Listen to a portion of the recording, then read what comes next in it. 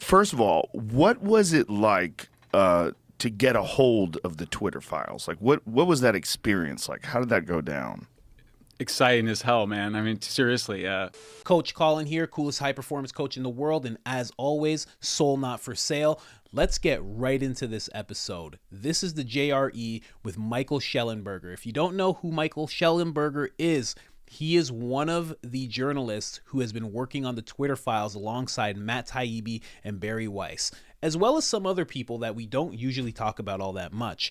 In this episode, we're going to be touching on some things. Now, I'll give you the timestamp right up front. It's 0 minutes, 0 seconds. They just get right into it. And they start talking about Michael Shellenberger's time at Twitter Files and what it was like to receive the Twitter Files.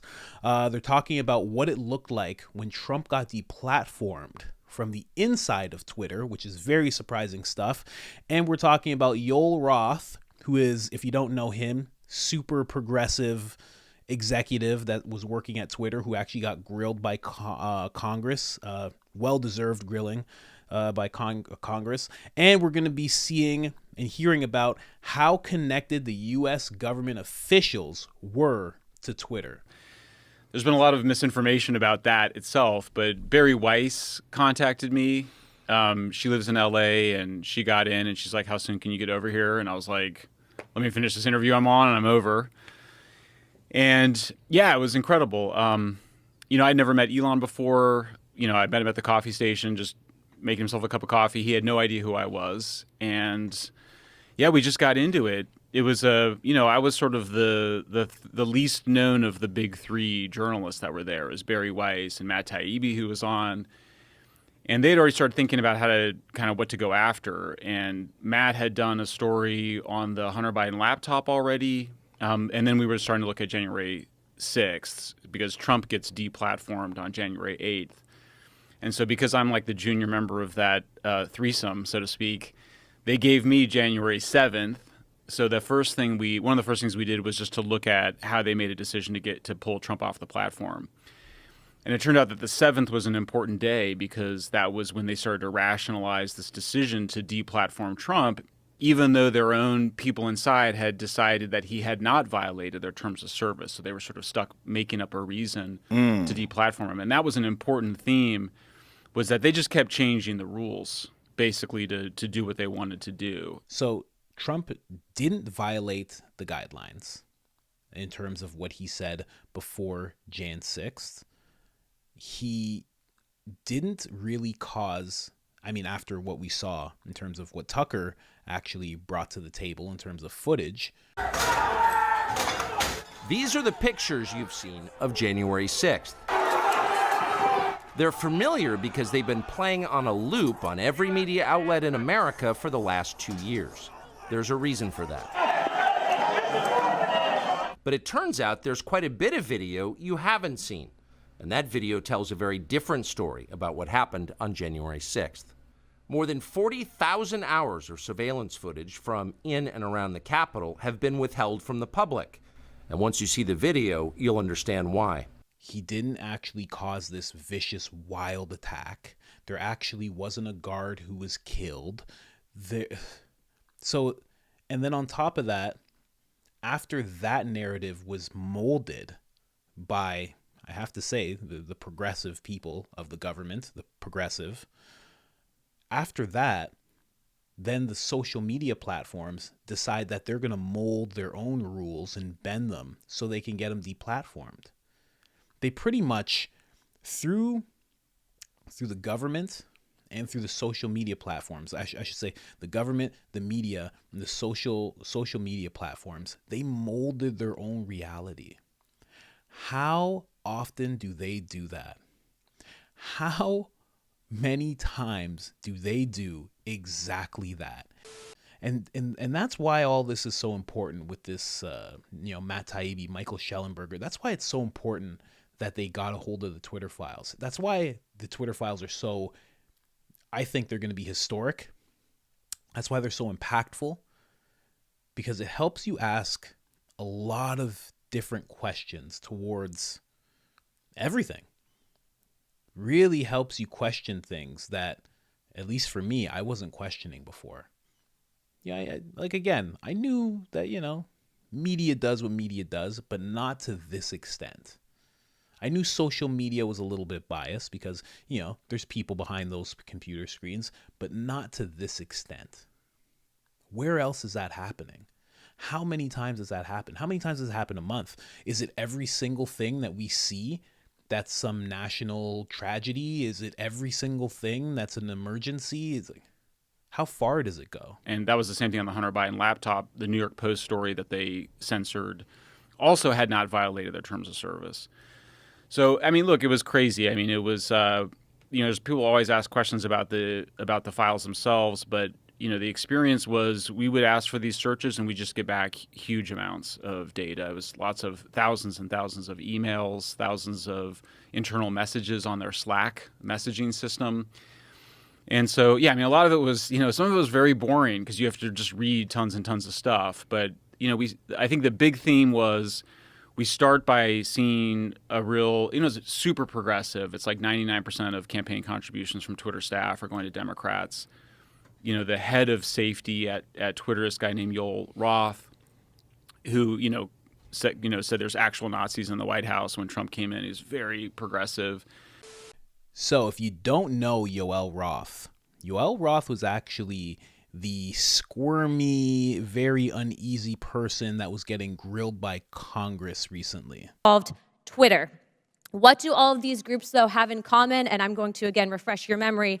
They were all communicating on a private cloud server known as Jira. Now, the screenshot behind me, which is an example of one of thousands, shows on November 3rd, 2020, that you, Mr. Roth, a Twitter employee, were exchanging communications on Jira, a private cloud server, with CISA, NASS, NASED, and Alex Stamos, who now works at Stanford and is a former security officer at Facebook, to remove a posting.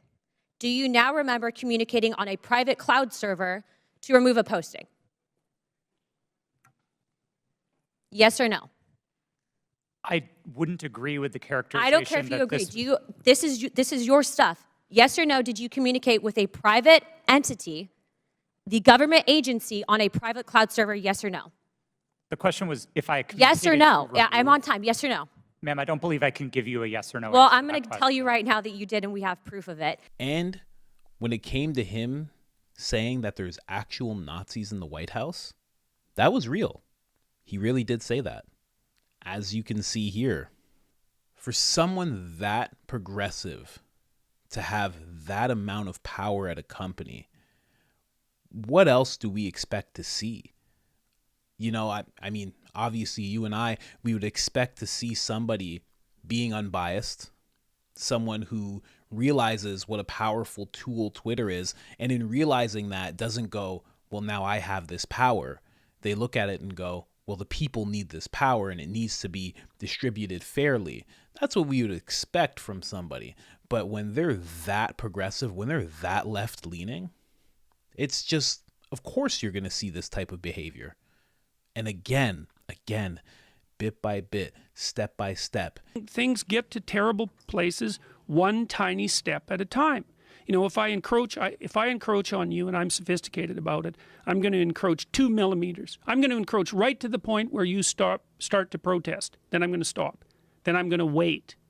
Then you're going to calm down. Then I'm going to encroach again right to the point where you protest. Then I'm going to stop. Then I'm going to wait. And I'm just going to do that forever. And before you know it, you're going to be back 3 miles from where you started, and you'll have done it one step at a time. And then you'll go, oh, how'd I get here? He really thinks that Trump was a Nazi.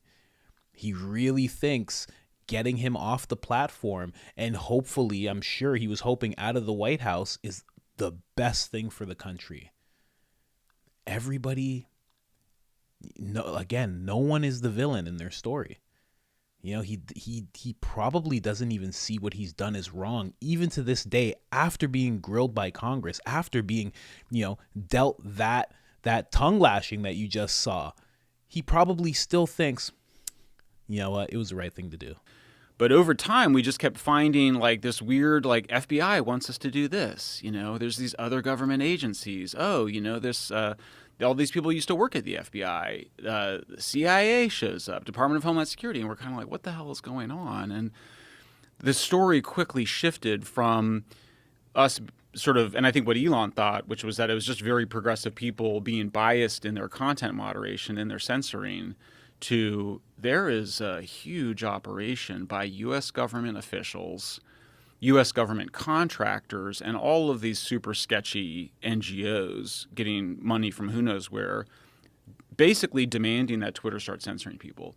And at that moment, the story shifted for all of us. And that was, I think, where Taibbi became particularly important and sort of the lead, because he had had so much experience on sort of looking at how the U.S. government during the War on Terror had waged disinformation campaigns, propaganda campaigns. And it became clear to us, over time, that the U.S. government had turned its propaganda and disinformation campaigns that it had been waging abroad, it turned them against the American people. And that was where you just sort of get chills up your spine, and you were like, this something seriously sinister is going on. The entities, the organizations that are supposed to protect you from other countries, they're supposed to protect you from war and cyber attacks and wrongdoing, and they just turn their gaze towards you, the people. And obviously, actually, I was going to say not all of us, but pretty much all of us. I mean, I've never seen into these Twitter files to the extent that Shellenberger has, but it's pretty much all of us. Anyone who steps out of line, whoever steps outside of that narrative, whoever stands up against that narrative, whoever pushes back against that narrative, all of a sudden you become the enemy, and you don't even know it. It's actually a terrifying thing when you really think about it, because this is Twitter, and we've heard about some of it going on with Facebook. But what about all the other ones?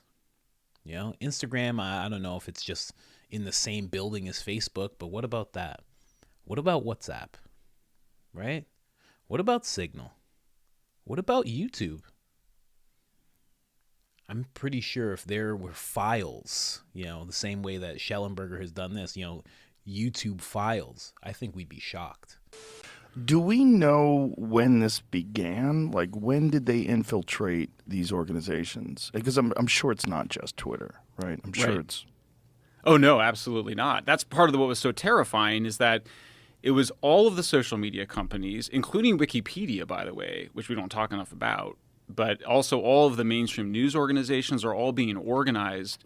Hi, I'm Fox San Antonio's Jessica Headley. And I'm Ryan Wolf. Our greatest responsibility is to serve our Treasure Valley communities, the El Paso, Las Cruces communities, Eastern Iowa communities, Mid-Michigan communities. We are extremely proud of the quality, balanced journalism that CBS 4 News produces. But we are concerned about troubling and irresponsible, one-sided news stories plaguing our country. Now, I expect this from the mainstream media, because we can all see what path that they're on. Like, if I could see, everybody's emails in CNN, I'm sure we would be like mind blown-ish just for the fact that we could see it in writing. But we all know what they are, right? But the fact that Wikipedia is also disingenuous. I know I've heard some people in the comments comment on when I look up Wikipedia stuff. I just brush that off, but can't even trust that. Oh, man. Well, I posed the question to you that Joe asked, because Shellenberger doesn't actually answer it. But how long do you think this has been going on? How long do you think it's been going on? Not just in time, because, we can go way back in time if we want to talk about how long the narratives have been like twisted and pulled into whatever they want. But how long do you think it's been going on via social media and the mainstream media? Like, how long do you think that's been happening? Even Wikipedia, because I was unaware of that. How long do you think it's been going on? Let me know in the comments. If there's been any value in this episode for you, please hit that subscribe button. 31,000. We're trying to get to 35,000. I got this shirt going on. If you can't see it, Public Enemy #1. You guys know who that is. The store is going to be up soon. I'm going to be selling the shirts soon. I've just been working on it. everything that's happened in terms of any success that I have has been like a whirlwind, and it's come on really quick. So I'm just getting everything together and just figuring everything out. But other than that, I'm out.